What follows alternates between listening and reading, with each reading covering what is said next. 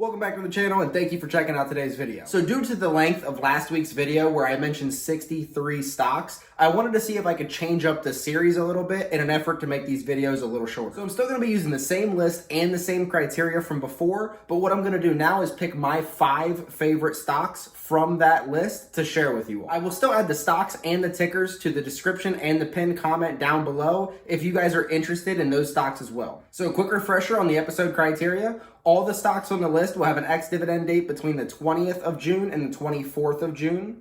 They will all be stocks in the US stock market, so therefore there are no ETFs. They need to have a positive payout ratio as well as a payout ratio under 100%, and they've been growing and paying their dividend over the last 5 years.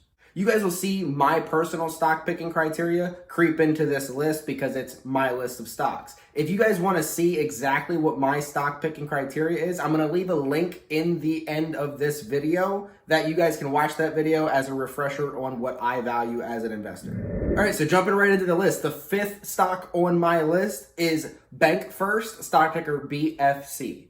BankFirst is a quarterly payer in the financial sector, paying 88 cents per share per year with a 1.24% forward dividend yield. They've been growing and paying their dividend over the last 8 years, which leads to a 6.1% 3-year dividend growth rate and a 7.11% 5-year dividend growth rate. BankFirst has a payout ratio of 14.7%, with their ex-dividend date being June 21st and their payout date being July 6th.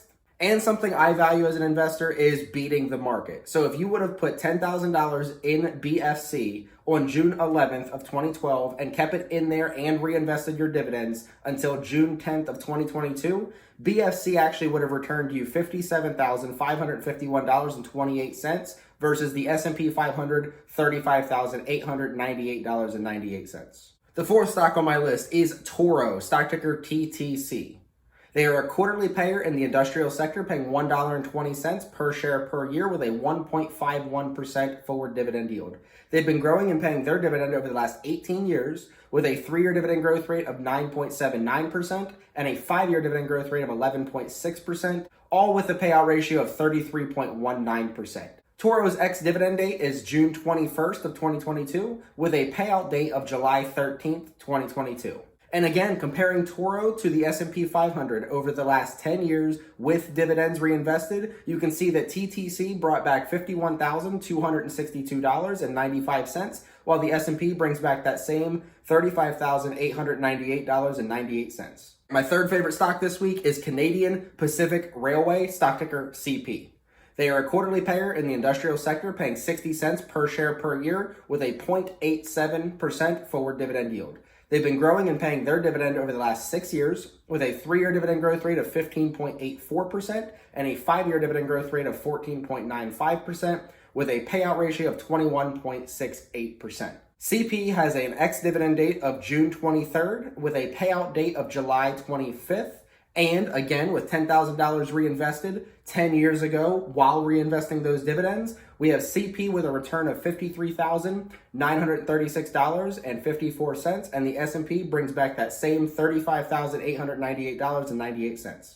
Second favorite stock on the list this week, probably going to say this one wrong, but we have Danaher, stock ticker DHR.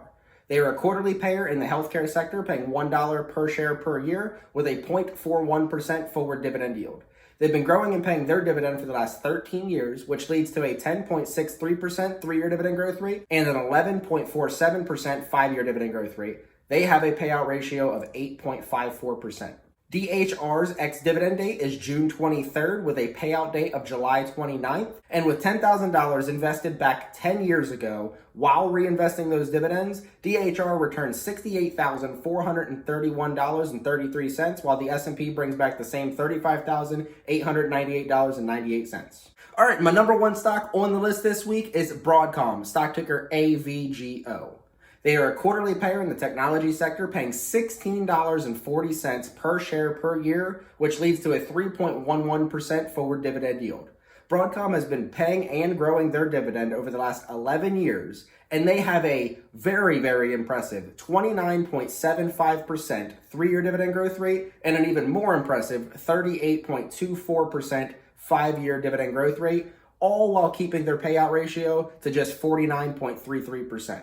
Broadcom's ex-dividend date is June 21st with a payout date of June 30th. And listen to this stat, as if the rest of the stats from Broadcom aren't already insane. If you would have put $10,000, one investment of $10,000 10 years ago into Broadcom, reinvested the dividends the whole time, and looked at your balance on June 10th of 2022, Broadcom would have returned you $211,446.85 versus the S&P's $35,898.98.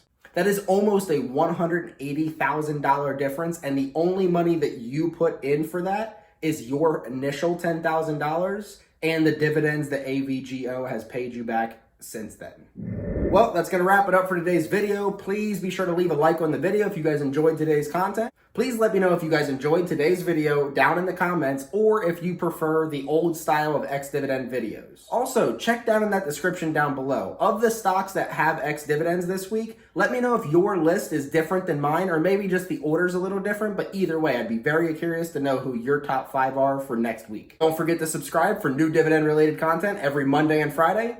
But until next time, see ya.